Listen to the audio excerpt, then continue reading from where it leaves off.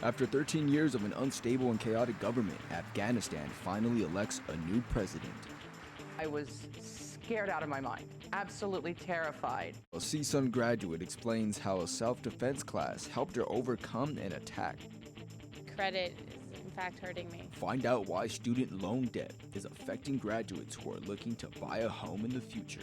This is Valley View News. Hello, and welcome to Valley View News. I'm James Jewett. And I'm Marcelina Rallo. A program for injured LA police and firefighters has reportedly cost taxpayers $328 million in the past 5 years. A Los Angeles Times investigation found public safety employees took home more money when they were not working. That's because it is exempt from taxes. Total salaries paid to city public safety employees on injured leave increased more than 30% in recent years. The increased leaves are putting a financial strain on emergency services. The newspaper reports that city officials say the increase could be a trend. As employees see their colleagues take more leaves, they do the same. Lawmakers and advocacy groups want to strengthen campus policies against sexual assault in all CSUs.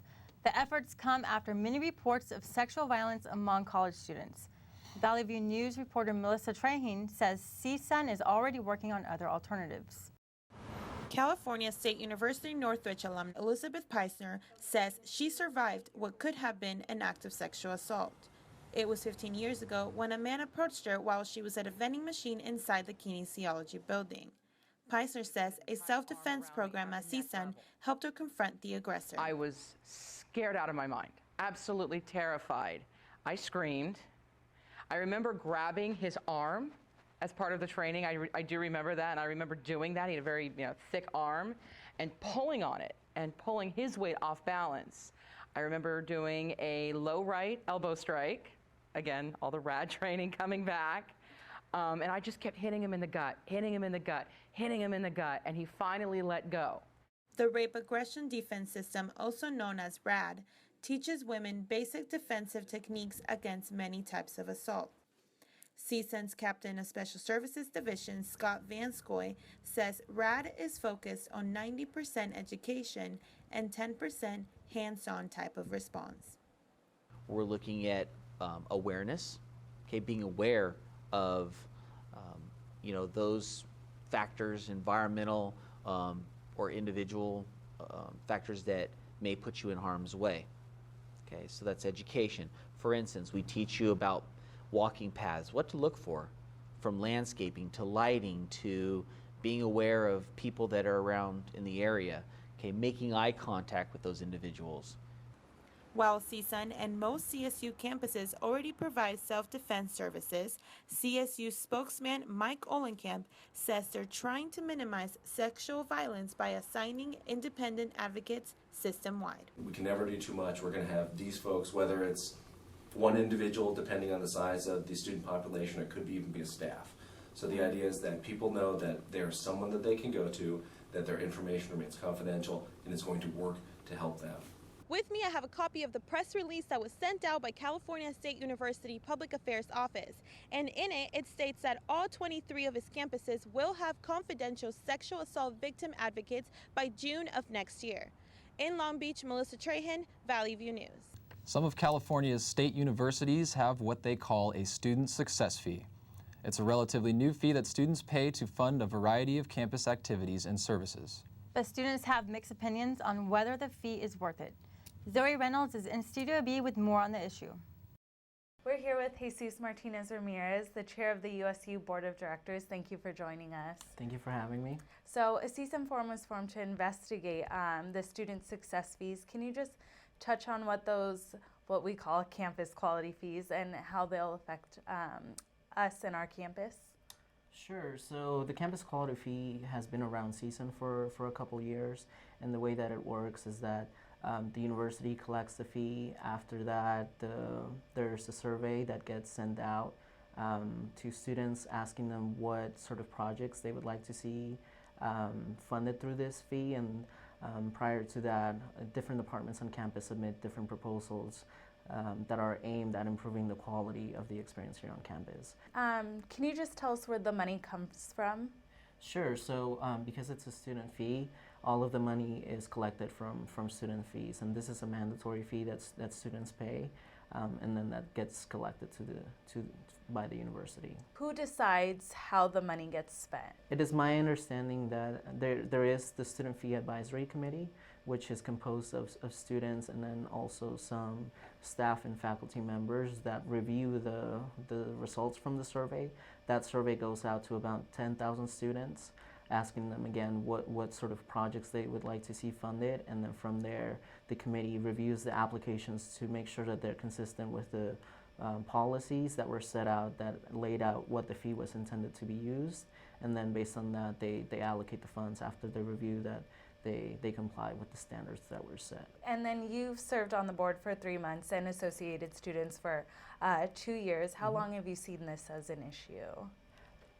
I think it's been an issue probably in the last year or so, as more campuses approve their fees.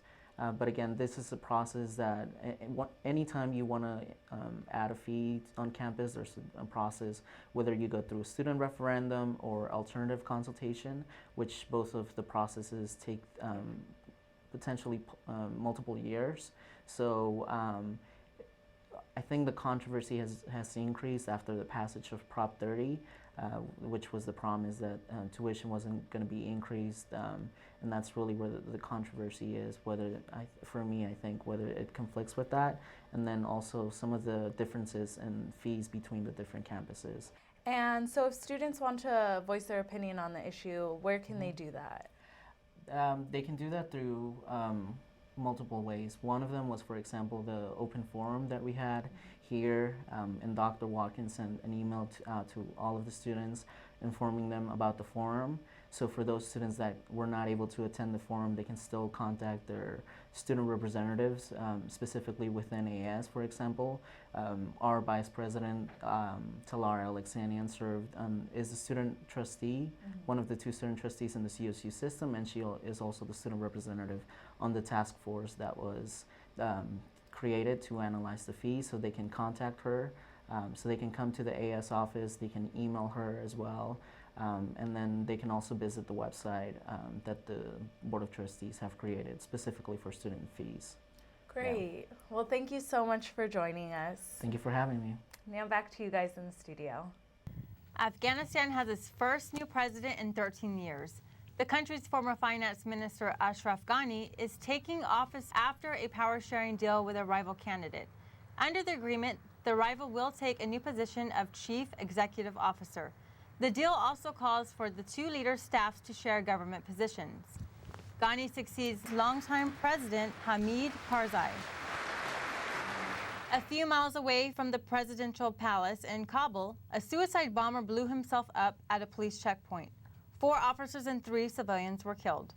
Thousands of people in China are protesting a decision that says only candidates approved by current leaders can run for office. China's government is now determining who it will allow to run in the 2017 elections. Pro-democracy demonstrations continue in the heart of Hong Kong. We want to select our own chief executive, by our people. Protesters were confronted by police equipped with riot gear. Police used tear gas, batons, and pepper spray against the demonstrators. The crowd demanded that Chief Executive C.Y. Leung resign. Chinese officials are worried that if they use more force, the protests will become violent. The British Parliament has voted to carry out airstrikes in Iraq against extremist group Islamic State. British Prime Minister David Cameron says military intervention is needed to ensure the safety of the British people. This is not a threat on the far side of the world. Left unchecked, we will face a terrorist caliphate on the shores of the Mediterranean and bordering a NATO member with a declared and proven determination to attack our country and our people. European countries that have voted to join the U.S. airstrikes include Belgium and France. A new CNN international poll shows Americans have divided opinions about fighting the terror group ISIS. Some Americans opposing sending U.S. ground troops to fight ISIS in Iraq and Syria. An overwhelming number of people continue to support the U.S.-led airstrikes against the terrorist group. Only 24% of Americans do not think the United States will send combat troops to battle ISIS, while 36% say it is likely and 39% say it is somewhat likely.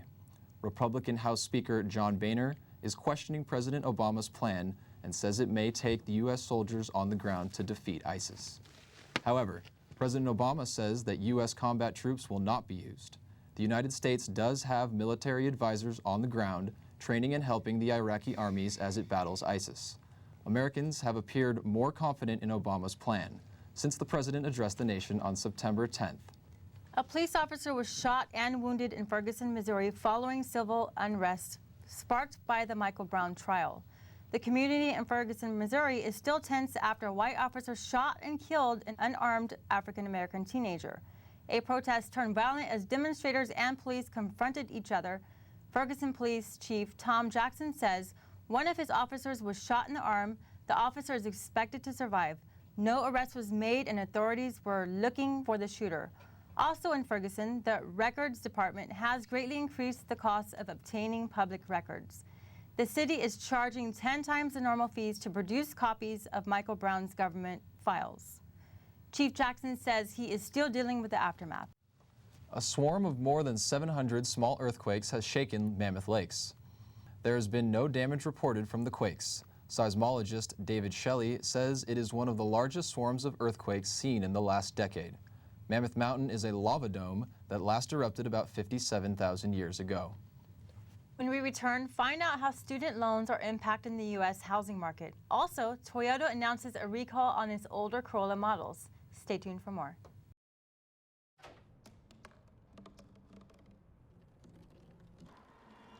Everybody has a dream.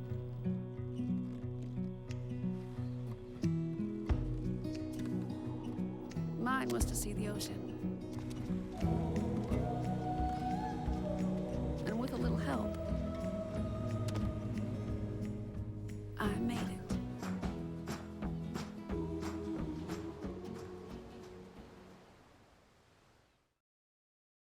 And now to update us on business and health, we turn it over to Daisy Morita. Daisy? Many people who've recently graduated from college are struggling to purchase homes. The problem is that they're still in debt from student loans. Valley View reporter Zoe Reynolds has more on the story. Student loan debt is affecting the house buying market. Real estate expert Gabriel Bajorquez says recent graduates don't have sufficient means to buy. Educated, working graduates that have a debt as soon as they graduate versus those students who have received grants or were able to pay for their education. They're debt-free when they graduate and they're able to go out and purchase. Homeowners under the age of 40 with student debt have tripled since 2005. CSUN student Courtney Brown recently moved back home to save money and doesn't think the payback time is doable. After you graduate, you have to struggle to find a job now, so I would estimate, I know it's 6 months you're supposed to start paying it back, but I would be realistic and maybe say like a year, hopefully. For, you know, our age bracket to be able to afford paying for their own lives after college plus college debt, I think it's unrealistic. Other students believe that credit cards are negatively affecting their future. I missed a payment when I was starting my credit when I was about 20 years old for AT&T, and that kind of penalty has been reducing my credit score, so I can't even get a high credit score. So I think credit is in fact hurting me. Although credit cards can be beneficial for establishing credit, it's the lack of timely payments that often affects students in their home buying experiences. Staying on top of student loans while in college is one way that post-grads can purchase a house in a reasonable time after graduation. In Northridge, I'm Zoe Reynolds for Valley View News. Drivers in some states may be saving money at the gas pump. A drop in the cost of gasoline comes from more U.S. crude oil production and a decreased demand for gas. GasBuddy.com says 30 states will be selling gas below $3 a gallon by November. The price will still vary from state to state. Drivers in California, New York, Connecticut, and parts of Illinois may not see a decrease at all. Americans have boosted spending, with about half of the increase coming from auto sales. The Commerce Department says consumer spending rose 0.5% in August. Income also rose 0.3%. The Commerce Department says the recent gains show the economy is maintaining strength. Consumer spending accounts for about 70% of economic activity. Pro-democracy protests in China quickly hurt the U.S. stock market. The Dow tumbled over 100 points after the demonstrations. U.S. investors were concerned about putting their money in U.S. investments closely tied to China's. European shares also took a hit from China's unrest. Britain's FTSE index slipped 0.5%, and Germany's DAX index fell 1.1%. Officials are considering ways to limit daily water use in every household in California. One plan would put a limit on water use and charge people extra if they use more. The water rations would be based on how many people live in a home, as well as aerial photography and satellite images of yard sizes and landscaping.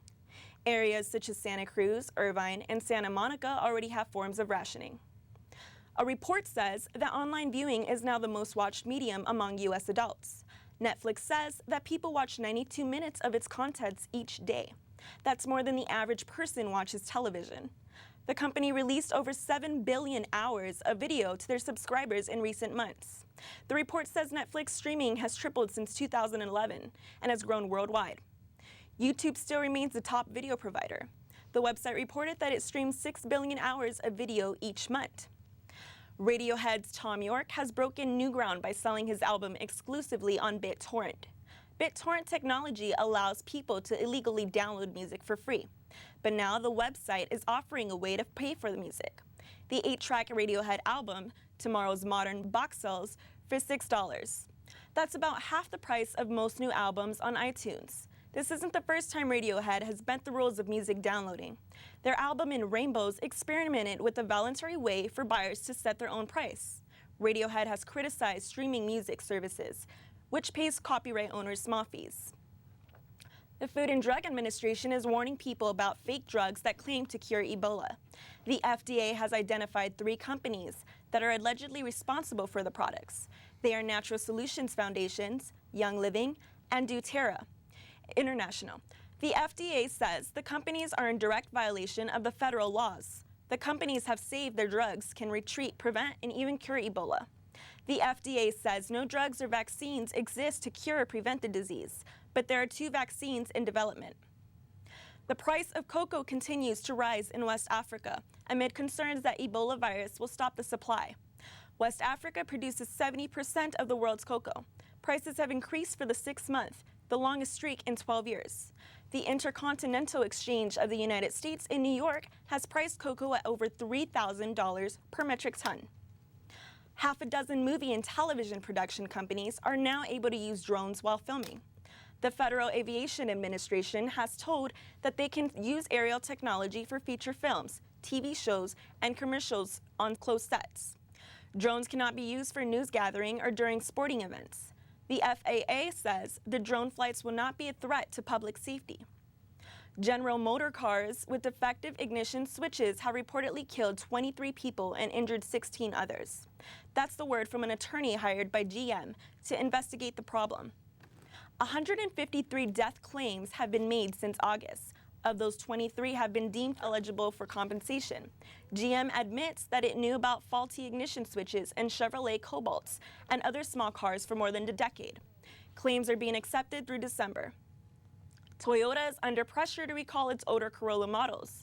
The problem is unexpected acceleration while driving at low speeds, and that can cause crashes. One consumer has started a petition asking U.S. officials to look into the problem.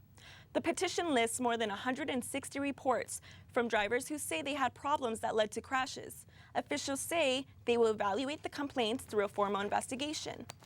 Toyota recently agreed to pay $1.2 billion to settle an earlier lawsuit alleging car defects.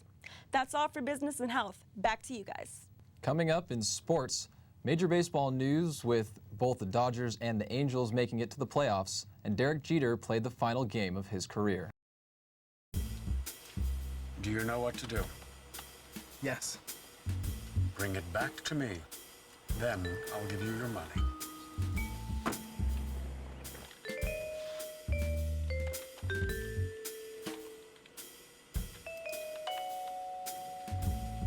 Frank Thomas, you are under arrest for the theft of trade secrets. Come with me.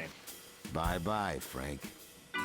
Theft of trade secrets is illegal.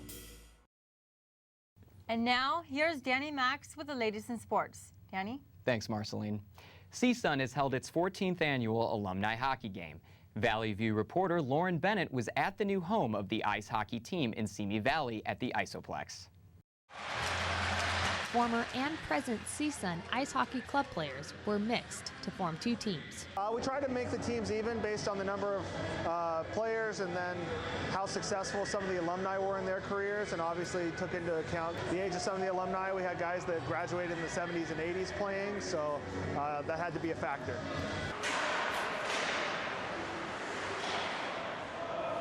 It was a lot of fun. I was really out of shape. I was probably the worst in shape out there, but it was fun. It was a good time.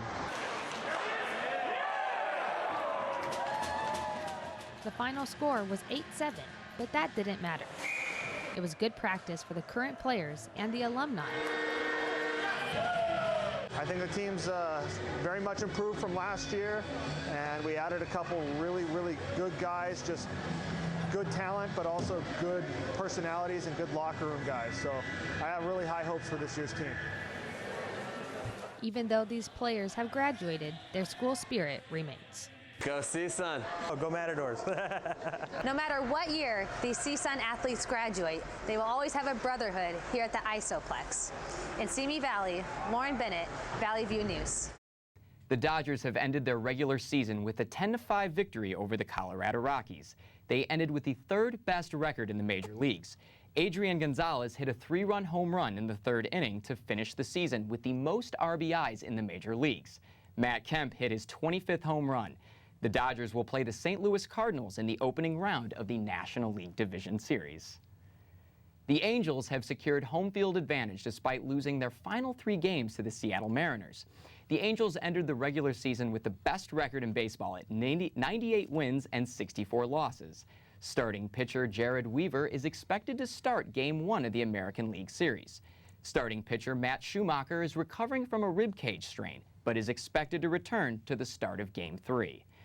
And the Angels have ended negotiations with the city of Anaheim for a new stadium release. The decision to stop talks comes after more than a year of efforts to make a deal. Anaheim City Manager Paul Emery says they will remain ready to continue further discussions. Meanwhile, the Angels are talking with Tustin about building a new stadium there. Tustin's city manager says the two sides are still in what he calls the talking stage, and they have not agreed on any deal. The Los Angeles Lakers general manager Mitch Kupchak says that Kobe Bryant and Steve Nash are healthier than they have been in years. Kupchak says that he has watched Bryant work out through the summer and says he looks really good.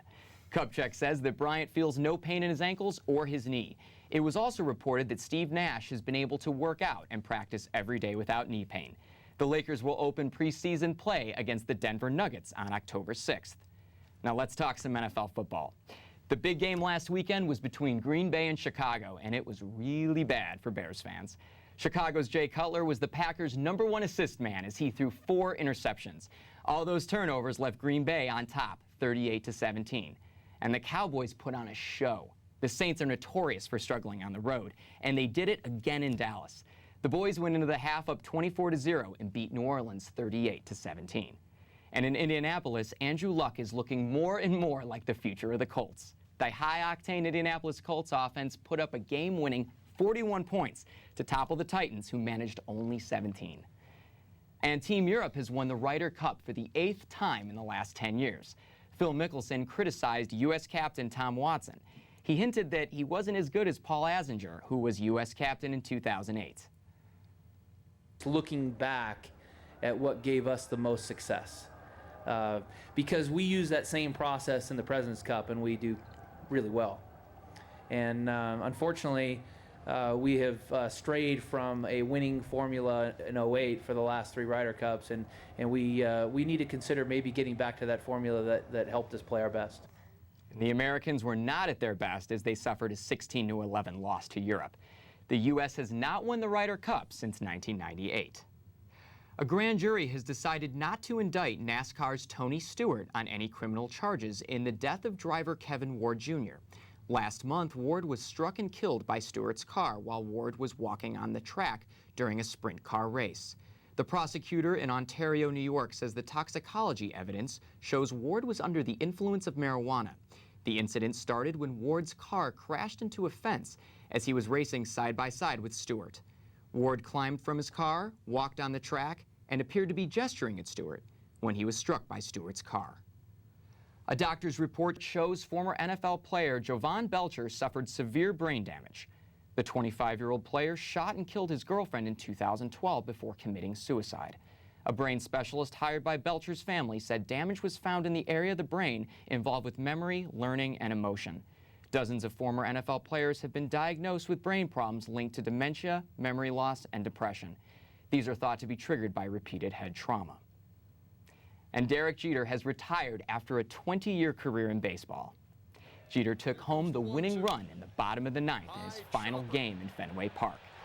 The Yankees took the win with a score of 3-0. He ended his career by acknowledging his fans and tipping his cap.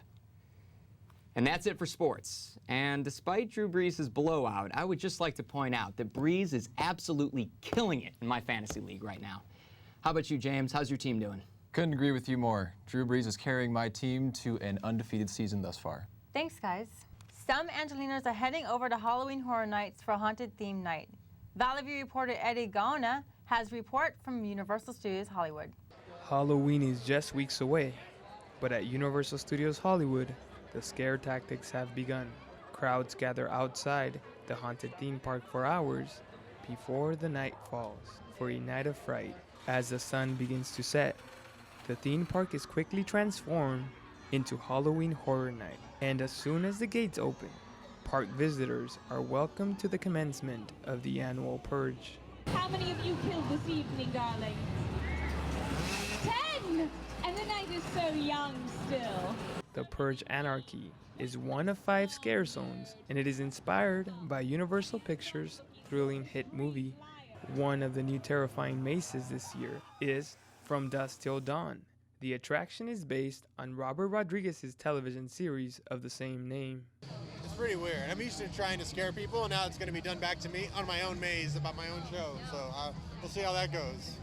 There are plenty of chills and screams while walking between mazes. Here is a look inside the all-new Clown 3D Music by Slash maze. The journey takes you inside the world of clowns with an original music score by Grammy Award-winning musician Slash.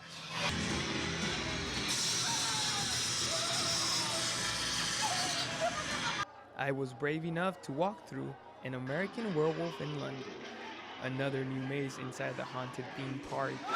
Inside the attraction, there was no shortage of werewolves or shouts. Halloween Horror Nights, it's operating now through November 2nd for selected nights only. Park visitors are encouraged to purchase tickets online in advance because the event will sell out. In Universal City, I am Eddie Gaona, Valley View News. That wraps it up here at Valley View News. I'm James Jewett. And I'm Marcelina Rallo. Thanks for stopping by.